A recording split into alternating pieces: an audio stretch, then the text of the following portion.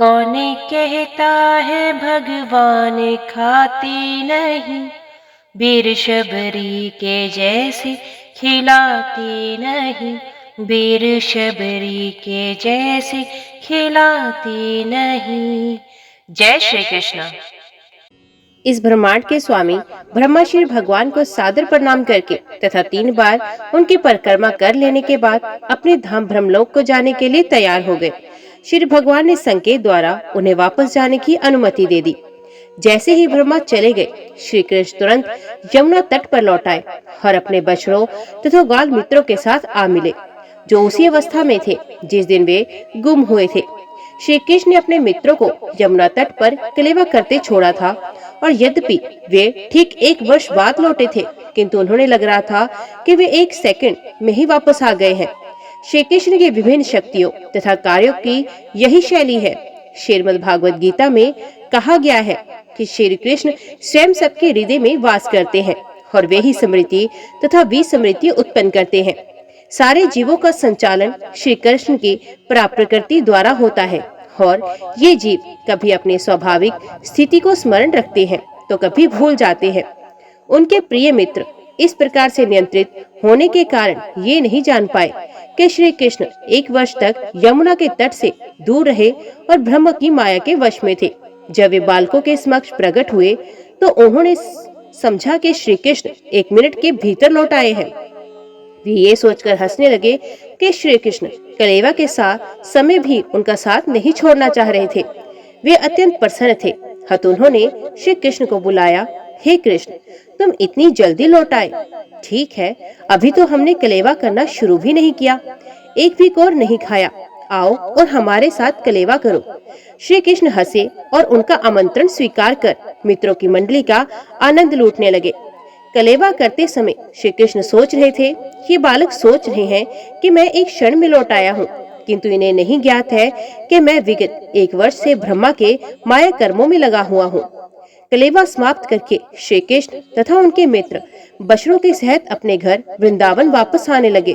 घर आते समय उन्होंने विशाल सर्प रूप में अघासुर के मृत कंकाल को देखा। जब श्री कृष्ण ब्रजभूमि लौट आए तो वृंदावन के समस्त वासियों ने उन्हें देखा। वे अपने मुकुट में मोर पंख लगाए थे और वे वनमूलों से सजा हुआ था। उन्होंने फूलों की मालाएं भी पहन रखी थी और गोवर्धन पर्वत की गुफाओं से एकत्रित किए गए विविध रंगों के खनिजों से शरीर को रंगा रखा था। गोवर्धन पर्वत प्राकृतिक लाल रंगों का सदैव से प्रदाता रहा है और श्री कृष्ण तथा उनके मित्रों ने इन रंगों से अपने शरीर को रंग रखा था। हर एक के पास भैंस के श्रृंग से बना हुआ एक बिगुल, एक लकुट तथा एक वंशी थी और हर एक अपने अपने बछड़े को उनके नाम ले लेकर बुला रहा था। उन्हें श्री कृष्ण के अद्भुत कार्यों पर इतना गर्व था कि जब वे गांव में प्रवेश कर रहे थे तो सबों ने श्री कृष्ण का यशोगान किया। वृंदावन की समस्त गोपियों ने सुंदर श्री कृष्ण को गांव में घुसते देखा। बालकों ने सुंदर सुंदर गीत बनाए जिनमें इसका वर्णन था कि वे किस प्रकार भयंकर सर्प द्वारा निगल लिए जाने से बचाए गए थे और सर्प किस तरह मारा गया। कोई श्री कृष्ण को यशोदा का पुत्र कहता तो कोई नंद महाराज का। वे कहने लगे, वे इतने अद्भुत हैं कि उन्होंने हमें भयंकर सर्प के चंगुल से बचाया और उसका वध किया, किंतु उन्हें इसका बिल्कुल पता नहीं था कि अघासुर की मारे 1 वर्ष का समय हो गया है। इस प्रसंग में महाराज परीक्षित ने श्री सुखदेव गोस्वामी से पूछा कि वृंदावन वासियों में सहसा श्री कृष्ण के प्रति इतना प्रेम क्यों उमड़ने लगा, यद्यपि श्री कृष्ण उनके परिवारों के सदस्य नहीं थे। महाराज परीक्षित ने पूछा, असली ग्वाल वालों की अनुपस्थिति में जब श्री कृष्ण ने अपना विस्तार किया तो फिर इन ग्वाल बालों के माता पिता अपने पुत्रों की अपेक्षा श्री कृष्ण के प्रति इतने वत्सल क्यों हो उठे। यही नहीं, गायें भी इन बछड़ों के प्रति अपने निजी बछड़ों की अपेक्षा क्यों अधिक स्नेहिल हो गई। श्री सुखदेव गोस्वामी ने महाराज परीक्षित को बताया कि प्रत्येक जीव मूलत अपने प्रति अत्यधिक आसक्त होता है। घर, परिवार, मित्र, देश, समाज, संपत्ति, ऐश्वर्य, यश जैसी सामग्रियां जीव को प्रसन्न करने में केवल गौण होती हैं। ये सब इसलिए अच्छी लगती हैं क्योंकि इनसे सुख प्राप्त होता है। इसलिए मनुष्य आत्म केंद्रित होता है और शरीर तथा आत्मा के प्रति ये पत्नी, संतान तथा मित्र जैसे परिजनों की अपेक्षा अधिक अनुरक्त रहता है। यदि किसी के ऊपर कोई आसन संकट आता है तो वे पहले अपनी आत्म की रक्षा करता है और दूसरे की बाद में। ये स्वाभाविक ही है। इसका अर्थ ये हुआ कि वे अन्य किसी वस्तु की अपेक्षा अपने आप से प्रेम करता है, तत्पश्चात दूसरी वस्तु से जो उसे स्वयं के बाद प्रिय होती है। ये उसका भौतिक शरीर है। जिस व्यक्ति को आत्मा के विषय में कुछ पता नहीं रहता, वे अपने शरीर के प्रति अत्यधिक आसक्त रहता है। यहाँ तक कि बुढ़ापे में भी वे अपने शरीर को कोई कृत्रिम साधनों से बनाए रखना चाहता है, क्योंकि वे सोचता है कि उसका वृद्ध तथा जर्जर शरीर बचाया जा सकता है। प्रत्येक व्यक्ति या अध्यात्म बुद्धि के कारण या आध्यात्मिक बोध के कारण अपने आप को आनंद प्रदान करने के लिए अहर्निश श्रम करता रहता है। हम भौतिक वस्तुओं के प्रति इसलिए आसक्त रहते हैं क्योंकि वे इंद्रियों को या शरीर को सुख प्रदान करती हैं। इस शरीर के प्रति आसक्ति का एकमात्र कारण यही है कि शरीर के भीतर मैं अर्थात आत्मा है। इसी प्रकार जब मनुष्य और ऊपर उठ जाता है तो वे समझने लगता है कि आत्मा प्रिय है, क्योंकि ये कृष्ण का अंग है। अंततः श्री कृष्ण ही प्रिय एवं आकर्षण है। वे ही हर वस्तु की परमात्मा है और हमें यही जानकारी देने के लिए श्री कृष्ण अवतरित होते हैं और बताते हैं कि वे ही समस्त आकर्षण के केंद्र हैं। श्री कृष्ण का अंश बने बिना कुछ भी आकर्षक नहीं है। दृश्य जगत में जो भी आकर्षण है वे श्री कृष्ण के कारण है। अतः श्री कृष्ण समस्त आनंद के आगार है। श्री कृष्ण ही प्रत्येक वस्तु के सक्रिय तत्व हैं और जितने परम सिद्ध अध्यात्मवादी हैं वे हर वस्तु को उन्हीं से संबंधित देखते हैं। श्री चैतन्य चरितामृत में ये कहा गया है कि महाभागवत अर्थात अत्यंत सिद्ध भक्त श्री कृष्ण को समस्त चराचर जीवों का सक्रिय तत्व मानता है। अतः इस दृश्य जगत की प्रत्येक वस्तु को श्री कृष्ण से संबंधित देखता है। जिस भाग्यशाली व्यक्ति ने श्री कृष्ण की शरण ग्रहण कर ली है उसके लिए पहले से मुक्ति रखी गई है। वे इस भौतिक जगत से दूर रहता है। इसकी पुष्टि श्रीमद् भागवत गीता में हुई है। जो भी श्री कृष्ण की भक्ति में लगा हुआ है वे पहले से ब्रह्मभूत पद पर है। श्री कृष्ण नाम ही पवित्रता तथा मुक्ति का सूचक है। जो भी श्री कृष्ण के चरणारविंद की शरण में आता है वे अज्ञान सागर पार करने के लिए नाव में चढ़ जाता है। उसके लिए इस जगत का महान विस्तार गोखुर में जल जैसा नगण्य बन जाता है। श्री कृष्ण समस्त महान आत्माओं के केंद्र हैं और समस्त जगत के आश्रय भी हैं। कृष्ण भावना भक्त व्यक्ति के लिए वैकुंठ दूर नहीं है। वे इस भौतिक जगत में नहीं रहता जहाँ पद पद पर संकट है। इस प्रकार शील सुखदेव गोस्वामी ने परीक्षित महाराज से पूरी तरह से भक्ति की व्याख्या की। यहाँ तक कि श्री सुखदेव जी ने उन्हें भगवान ब्रह्मा के व्यक्तित्व तथा उनकी प्रार्थनाएं भी सुनाई। भगवान श्री कृष्ण की ये बाल लीलाएं, बालकों के साथ क्रीड़ा करना, यमुना तट पर उनके साथ कलेवा करना तथा ब्रह्मा द्वारा उनकी स्तुति, ये सारी घटनाएं दिव्य हैं। जो कोई इन्हें सुनता है, पढ़ता है या इनका कीर्तन करता है उसकी समस्त आध्यात्मिक इच्छाएं पूरी होती हैं। इस प्रकार वृंदावन में श्री कृष्ण के बाल्यकाल की बलराम तथा ग्वाल बालों के साथ क्रीड़ा का वर्णन किया गया। इस प्रकार श्री कृष्ण अपने अग्रज बलराम के साथ अपनी बाल्यावस्था बिताकर पौगंड अवस्था में प्रविष्ट हुए। ये अवस्था 6वें वर्ष से 10वें वर्ष तक होती है। तब सभी ग्वालों ने परस्पर मंत्रणा की और वे इसके लिए राजी हो गए कि जो बालक 5 वर्ष के हो गए हैं उन्हें चारागाह में गाय ले जाने का उत्तरदायित्व दिया जाए। गायों का उत्तरदायित्व प्राप्त हो जाने पर श्री कृष्ण तथा बलराम ने अपने कमल जैसे चरण चिन्हों से वृंदावन की भूमि पवित्र की। ग्वालों तथा बलराम के साथ श्री कृष्ण अब गायों को आगे किए हुए फूलों, साग सब्जियों तथा घास से पूर्ण वृंदावन के जंगल में प्रविष्ट होने पर अपनी बंसी बजाने लगे। वृंदावन का जंगल भक्त के विमल वन में समान स्वच्छ था और मधुमक्खियां फूलों तथा फलों से लदा था। उसमें पक्षी चहक रहे थे और स्वच्छ जल वाले सरोवर समस्त श्रम को हरने वाले थे। वहाँ सदा मधुर सुगंधित वायु बहती है जिससे मन तथा शरीर प्रफुल्लित हो जाते। श्री कृष्ण अपने सखाओं तथा बलराम सहित जंगल में प्रविष्ट हुए और अनुकूल वातावरण देखकर उन्होंने जी भरकर आनंद लूटने की इच्छा की। श्री कृष्ण ने देखा कि सारे वृक्ष फलों से लदे हैं और नई नई टहनियां नीचे आकर पृथ्वी का स्पर्श कर रही हैं, मानो वे उनके चरण कमलों का स्पर्श करके उनका स्वागत कर रही हूँ। वे वृक्षों, फूलों तथा फलों के इस तरह के भाव से अत्यंत प्रसन्न थे और उनकी इच्छाएं जानकर हंसने लगे। तब श्री कृष्ण अपने बड़े भाई बलराम से इस प्रकार बोले, हे भ्राता, आप हम सबसे श्रेष्ठ हैं और देवता आपके चरण कमलों की पूजा करते हैं। आप देखते नहीं कि ये फलों तथा फूलों से लदे वृक्ष आपके चरण कमलों की पूजा करने के लिए नीचे झुके हैं। ऐसा प्रतीत होता है कि वृक्षों का रूप धारण करने के कारण ये अंधकार से निकलने का प्रयास कर रहे हैं। वस्तुत वृंदावन की भूमि में उत्पन्न कुछ सामान्य जीव नहीं है। अपने पूर्व जन्म में निर्गुण दृष्टिकोण रखने के कारण इन्हें इस जड़ जीवन में रहना पड़ रहा है, किंतु अब इन्हें वृंदावन में आपके दर्शन का अवसर प्राप्त हुआ है और अब वे आपके सानिध्य के द्वारा आध्यात्मिक जीवन में आगे बढ़ने के लिए प्रार्थना कर रहे हैं। सामान्यतः तमोगुणी जीव वृक्ष का शरीर ग्रहण करते हैं। निर्वेशवादी चिंतक उसी समय अंधकार में रहते हैं, किंतु आपकी उपस्थिति का पूरा लाभ उठाकर वे उसे समूल नष्ट कर देते हैं। मेरे विचार से जो भोरे आपके चारों ओर गुनगुना रहे हैं, वे पूर्व जन्म में आपके भक्त रहे होंगे। वे आपका साथ नहीं छोड़ना चाहते, क्योंकि आपसे बेहतर तथा अधिक वत्सल स्वामी और कौन हो सकता है। आप परम तथा आदि भगवान हैं और ये भोरे हर्ष और गुनगुनाकर आपके यश को फैलाने का प्रयत्न कर रहे हैं। मेरे विचार से इनमें से कुछ अवश्य ही महर्षि तथा आपके भक्त होंगे और उन्होंने भोरों के रूप में अपना वेश छुपा रखा है, क्योंकि वे एक क्षण भी आपका साथ छोड़ने को तैयार नहीं हैं। हे भ्राता, आप परम पूज्य ईश्वर हैं। जरा देखो तो किस तरह से मोर आनंद विभोर होकर आपके समक्ष नाच रहे हैं।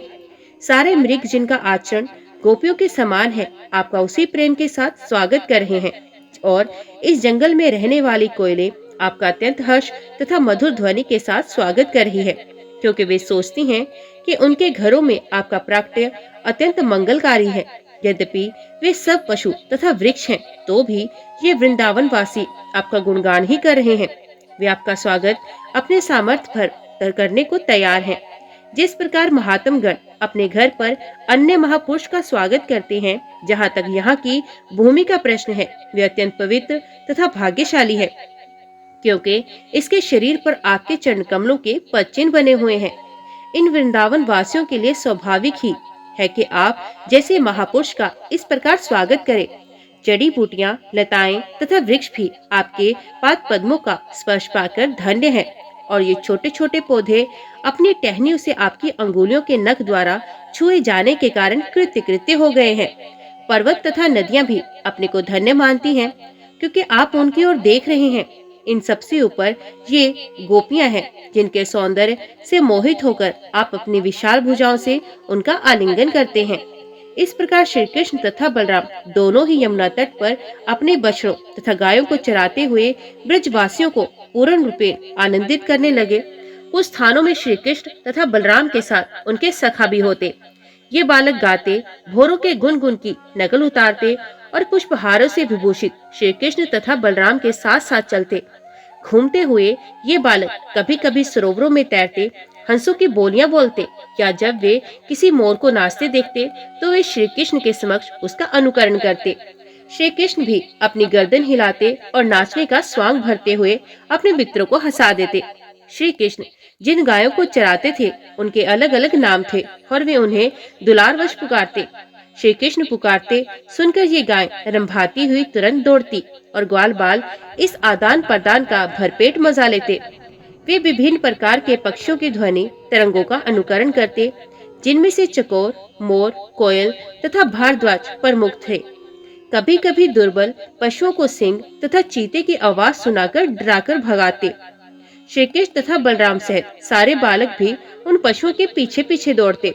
जब वे कुछ थक जाते तो बैठ जाते और बलराम कुछ आराम करने के लिए अपना सर किसी बालक की गोद में रखते और श्री कृष्ण तुरंत आ जाते और बलराम के पांव दबाने लगते और कभी कभी ताड़ का पंखा लेकर बलराम के ऊपर झलते, जिससे सुखद हवा निकलने पर उन्हें थकान से कुछ राहत मिलती। कभी कभी बलराम के विश्राम करते समय बालक नाचते या गाते और कभी कभी वे आपस में कुश्ती लड़ते या फिर कूदते फांदते। जब बालक इस प्रकार व्यस्त होते तो श्री कृष्ण भी उनके साथ हो लेते और उनके हाथ पकड़कर उनकी संगति का लाभ उठाते या उनके कार्यों की प्रशंसा करके हंसते। जब श्री कृष्ण थक जाते तो वे किसी बड़े वृक्ष के नीचे या किसी ग्वाल बाल की गोद को तकिया बनाकर लेट जाते। तब कुछ बालक आकर उनके पांव दबाते और कुछ पत्तियों से बनाए गए पंखों से हवा झलते। कुछ अधिक प्रतिभाशाली बालक उन्हें प्रसन्न करने के लिए मीठी तान में गाना गाते। इस तरह शीघ्र ही उनकी थकान दूर हो जाती। भगवान श्री कृष्ण, जिनके पांव लक्ष्मी जी दबाती हैं, अपनी अतरंगी शक्ति का विस्तार करके एक ग्रामीण बालक के रूप में प्रकट होकर ग्वाल बालों के साथ मिलकर उनका साथ देते। किंतु एक ग्रामीण बालक की भांति प्रकट होने के बावजूद ऐसे अवसर आते रहते जब वे अपने को श्री भगवान सिद्ध कर देते। कभी कभी लोग अपने को श्री भगवान बताकर अबोध लोगों को ठगते हैं। वे केवल ठग सकते हैं, ईश्वर की शक्ति का प्रदर्शन नहीं कर सकते। जब श्री कृष्ण इस प्रकार अपने परम सौभाग्यशाली ग्वाल बालों के साथ अपनी अंतरंगी शक्ति का प्रदर्शन करते हुए अपने दिव्य लीलाओं में व्यस्त थे, तो उन्हें अपनी ईश्वरीय आत्मानवी शक्ति को प्रकट करने का एक अन्य अवसर प्राप्त हुआ। उनके परम मित्र सुदामा, सुबल तथा सतोष ने उन्हें तथा बलराम को अत्यंत स्नेहवश इस प्रकार संबोधित किया। हे बलराम, तुम अत्यंत बलवान हो, तुम्हारी भुजाएं अत्यंत सुदृढ़ है।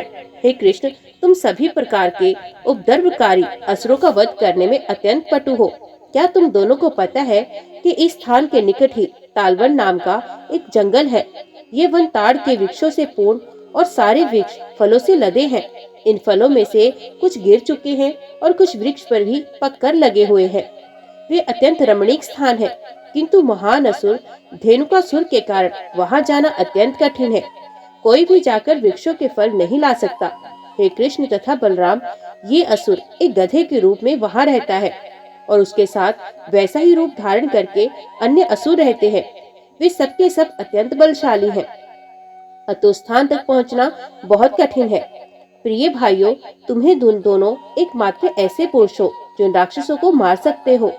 प्राण जाने के भय से वहाँ आपके अतिरिक्त अन्य कोई नहीं जाता, यहाँ तक कि पशु भी नहीं जाते और वहाँ एक भी पक्षी निवास नहीं करता। सभी ने बसेरा छोड़ दिया है। केवल उस स्थान से आने वाली सुगंध का ही आनंद लूटा जा सकता है।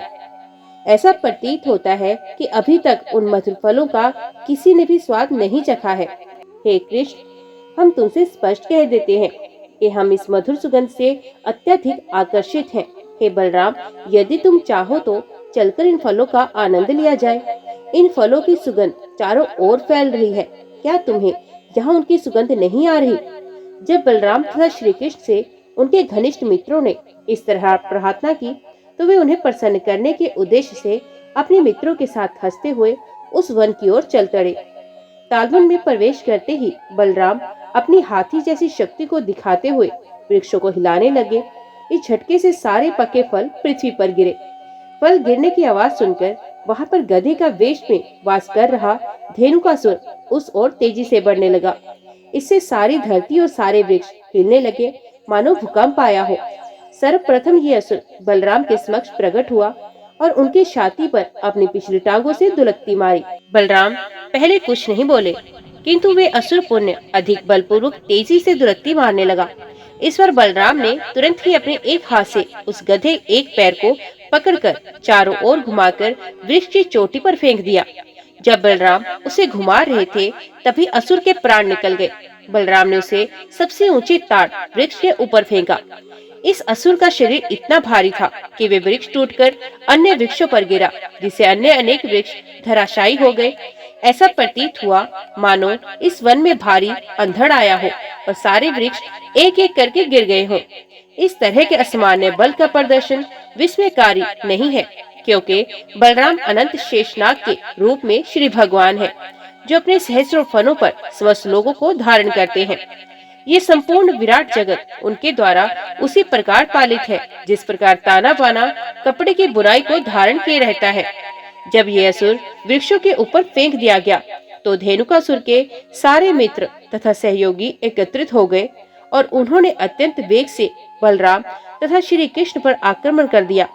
वे अपने मित्र की मृत्यु का प्रतिशोध लेने पर तुले थे, किंतु श्री कृष्ण तथा बलराम हर गधे की पिछली टांगे पकड़कर उसी प्रकार चारों ओर घुमा देते। इस प्रकार उन सब को मारकर वृक्षों के ऊपर फेंक दिया। गधों के शवों के कारण अत्यंत अद्भुत दृश्य उपस्थित हो गया। ऐसा प्रतीत हो रहा था मानो विविध रंगों के बादल वृक्षों के ऊपर एकत्रित हो गए हों। इस महान घटना को सुनकर देवतागण स्वर्गलोक से श्री कृष्ण तथा बलराम पर पुष्पों की वर्षा करने लगे और दुधंबिया बजाकर स्तुतियां करने लगे। धेनुकासुर के वध के कुछ दिनों बाद लोग तालवन जा जाकर फल एकत्रित करने लगे और पशु भी निर्भय हो वहां उगी सुंदर घास चरने के लिए आने लगे। श्री कृष्ण तथा बलराम के इन दिव्य कार्यों तथा लीलाओं को मात्र सुनकर या उनका कीर्तन करके मनुष्य पुण्य अर्जित कर सकता है। जब श्री कृष्ण बलराम तथा उनके साथियों ने वृंदावन ग्राम में प्रवेश किया तो उन्होंने बांसुरी बजाई और बालकों ने वन में उनके असाधारण कार्यों की प्रशंसा की। उनके मुखमंडल तिलक से सुशोभित और गायों के चरण रस से धूसरित थे। श्री कृष्ण के सर पर मोर पंख शोभायमान थे। बलराम तथा श्री कृष्ण दोनों ने बंसी बजाई और तरुण गोपिकाएं श्री कृष्ण को घर लौटते देखकर लालायित हो उठी। वे श्री कृष्ण की अनुपस्थिति के कारण अत्यंत खिन्न रहती थी। सारे दिन वन में रहते या चारागार में गाय चराते श्री कृष्ण का वे चिंतन करती। अतः जब उन्होंने श्री कृष्ण को लौटते देखा तो उनकी चिंताएं तुरंत समाप्त हो गई और वे उनके मुख की ओर उसी तरह देखने लगी जिस प्रकार भौरे कमल पुष्प के मधु को मंडराते रहते हैं। जब श्री कृष्ण गांव में घुसे तो तरुण गोपियां मुस्कुराई और हंसती। श्री कृष्ण ने बांसुरी बजाते हुए गोपियों के सुंदर हास्य में मुखड़ों का आनंद लिया। तदंतर श्री कृष्ण तथा बलराम का स्वागत उनकी माताओं यशोदा तथा रोहिणी ने किया और समय अनुसार वे अपने लाडले पुत्रों की इच्छाओं की पूर्ति करने लगी। माताओं ने सेवा करने के साथ ही अपने दिव्य पुत्रों को आशीष भी दिया। उन्होंने अपने पुत्रों को नहलाया और वस्त्रों से सज्जित किया। श्री कृष्ण को पीला वस्त्र पहनाया गया और बलराम को नीला, और इसके साथ ही उनको सभी प्रकार के आभूषण तथा फूलों की मालाएं दी गई। दिन भर चारागाह के श्रम की थकान से मुक्त होकर वे दोनों ताजा तथा सुंदर लग रहे थे। उनकी माताओं ने उन्हें स्वादिष्ट भोजन दिया और उन्होंने बड़े चाव से सब व्यंजन खाए। फिर उन्हें स्वच्छ बिस्तर पर बैठाकर माताएं उनके कार्यकलापों से संबंधित गीत गाने लगी। ज्यों ही वे बिस्तर पर लेटे कि उन्हें प्रगाढ़ नींद आ गई। इस प्रकार श्री कृष्ण तथा बलराम ग्वालों के रूप में वृंदावन के जीवन का आनंद भोगते रहे। कभी कभी श्री कृष्ण अपने बाल सखाओं तथा बलराम के साथ यमुना तट पर गाय चराने जाते और कभी अकेले जाते। धीरे धीरे ग्रीष्म ऋतु का आगमन हुआ और एक दिन जब सारे बालक तथा खेत में चरती गाय अत्यंत प्यासी हुई तो वे जाकर यमुना जल पीने लगी, किंतु नदी का जल कालिया नामक विशाल सर्प के विष से जहरीला हो चुका था। चूंकि पानी इतना जहरीला था इसलिए सारे गाय तथा बालक जल पीते ही तुरंत प्रभावित हो गए। वे सब अचानक जमीन पर गिर पड़े और मृत जैसे लगने लगे। तब समस्त प्राणों के प्राण श्री कृष्ण ने उन सब पर अपनी कृपा दृष्टि डाली, जिससे सारे बालकों तथा गायों में पुनः चेतना आ गई और वे सब एक दूसरे को अत्यंत विस्मय पूर्वक देखने लगे। वे समझ गए कि यमुना का जल पीने से वे मृत हो गए थे, परंतु श्री कृष्ण के कृपा दृष्टि से वे सब जीवित हुए हैं। इस प्रकार उन सब ने योगेश्वर श्री कृष्ण की योग शक्ति की प्रशंसा की। जब श्री कृष्ण जान गए कि यमुना का जल काला सर्प या कालिया दूषित कर रहा है तो उन्होंने उसके विरुद्ध कार्यवाही की और उसे यमुना छोड़कर अन्यंतर जाने के लिए बाध्य कर दिया।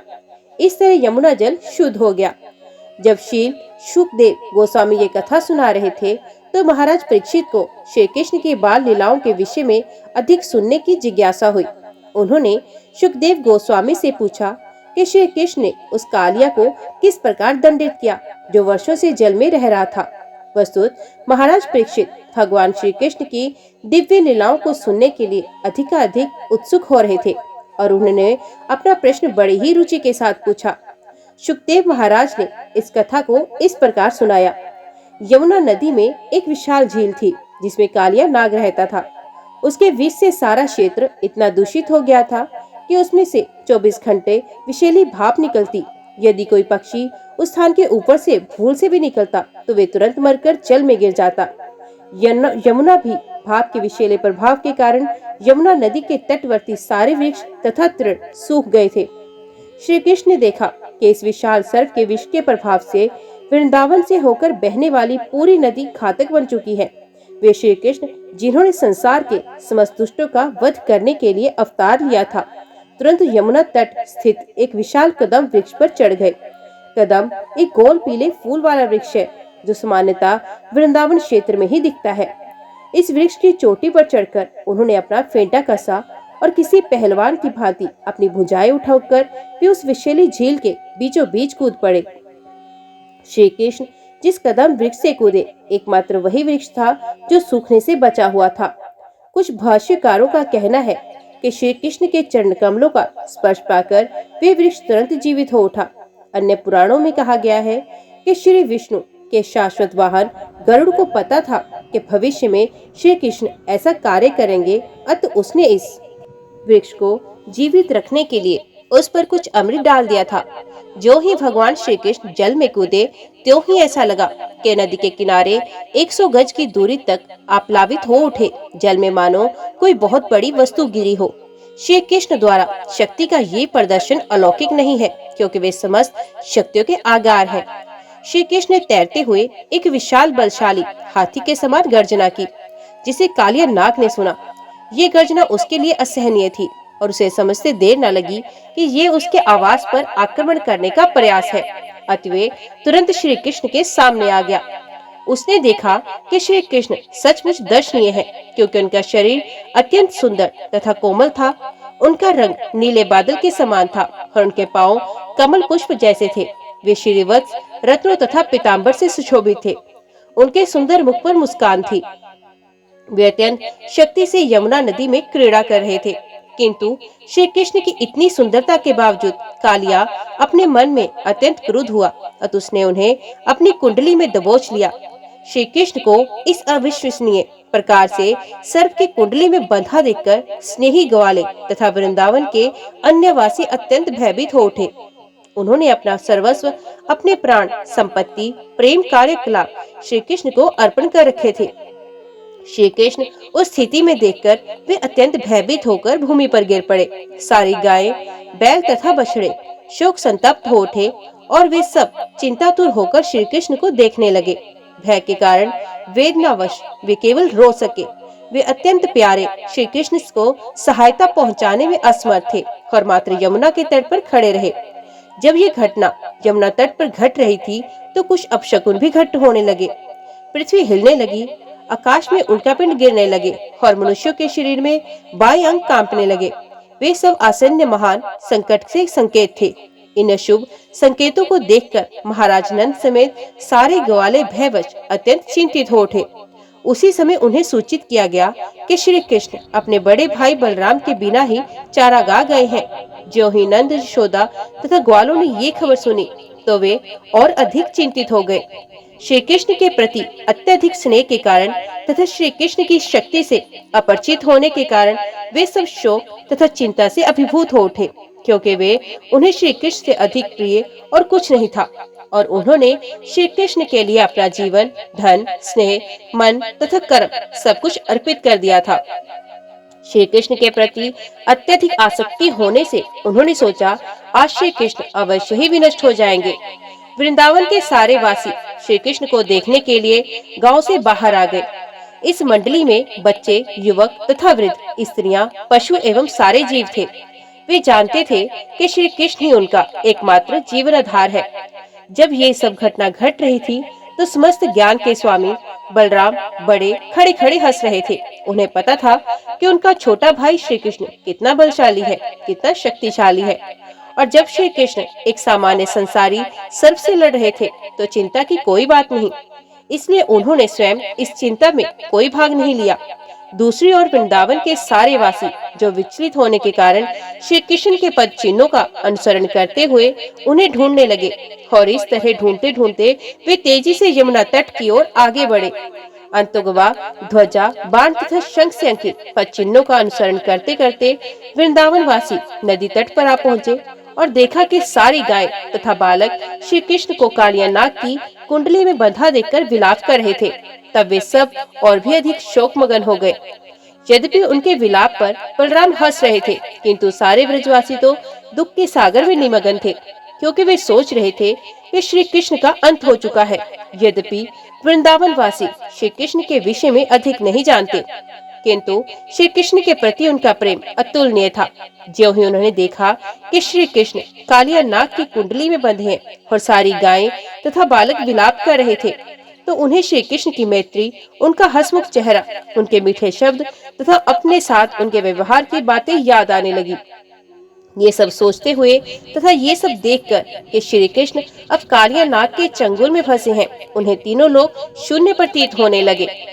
भगवान श्री चैतन्य ने भी कहा है कि श्री कृष्ण के बिना उन्हें तीनों लोग शून्य प्रतीत हो रहे थे।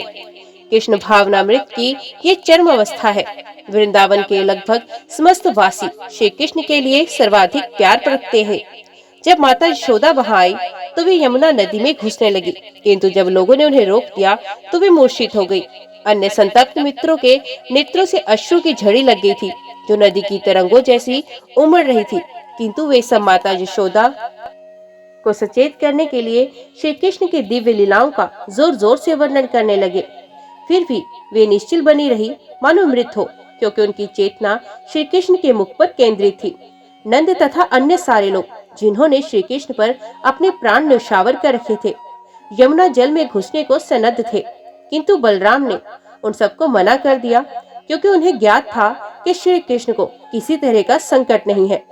2 घंटे तक श्री कृष्ण सामान्य शिशु की भांति कालिया की कुंडली में बंधे रहे, किंतु जब उन्होंने देखा कि गोकुल के सारे वासी, उनके माता पिता, गोपियां, ग्वाले तथा गाय सभी मृत प्राय हैं और आसन्न मृत्यु से उनको कोई छुटकारा नहीं है, तो श्री कृष्ण ने तुरंत अपने को मुक्त किया। अब वे अपने शरीर का विस्तार करने लगे। जब सर्प ने उन्हें पकड़ने रखना चाहा, तो फिर उसे काफी जोर से लगाना पड़ा। इस जोर के कारण उसकी कुंडली शिथिल पड़ गई और अब उसके पास श्री भगवान को छोड़ देने के अतिरिक्त और कोई चारा नहीं था। तब कालिया अत्यंत क्रुद्ध हुआ और उसने अपने विशाल फन फैला लिए। उसने अपने नथनों से विषैली फुदकार की। उसकी आंखें अग्नि के समान दहक उठी और उसके मुख से ज्वाला निकलने लगी। यह विशाल नाग कुछ काल तक शांत भाव से श्री कृष्ण को देखता रहा, फिर अपनी दुधारी जीभ से होंठ चाटते हुए दोहरे फनों और विषैले नेत्रों वाले उस नाग ने श्री कृष्ण को देखा। श्री कृष्ण तुरंत उस पर टूट पड़े, जिस पर गरुड़ सर पर झपटता है। इस प्रकार हमला किए जाने पर कालिया ने श्री कृष्ण को डसना चाहा, किंतु श्री कृष्ण उसके चारों ओर घूमने लगे। श्री कृष्ण तथा कालिया नाग दोनों के चक्कर काटते रहने से सर्प धीरे धीरे थकने लगा और उसका बल घटने लगा। श्री कृष्ण ने तुरंत सर्प के फनों को नीचे दबाया और झट से कूदकर उन पर चढ़ गए। श्री कृष्ण के चरण कमल सर्प के फनों की मणियों की किरणों से लाल रंग के दिख रहे थे। फिर नृत्य जैसी संपूर्ण कलाओं के मूल अधीश्वर भगवान श्री कृष्ण सर्प के फनों पर नाचने लगे, जो इधर उधर हिल रहे थे। ये देखकर स्वर्ग के निवासी उन पर पुष्पों की वर्षा करने लगे, दुधंबिया बजाने लगे और विविध प्रकार की बांसुरियां बजाकर गीत तथा स्तुतियां गाने लगे। इस प्रकार गंधर्व, सिद्ध तथा देवता आदि स्वर्ग से निवासी अत्यंत प्रसन्न हुए। जय श्री कृष्णा। आज की वीडियो में इतना ही। उम्मीद करती हूँ वीडियो आपको पसंद आई होगी। वीडियो पसंद आई हो तो वीडियो को लाइक और चैनल को सब्सक्राइब जरूर कीजिएगा। जय श्री कृष्ण लिखकर कमेंट बॉक्स में अपनी हाजिरी और अपने सुझाव देना ना भूलिएगा। तो मिलते हैं अगली कथा अगले अध्याय के साथ। तब तक के लिए देखते व सुनते रहिए। जय मां कंजक, जय माता दी।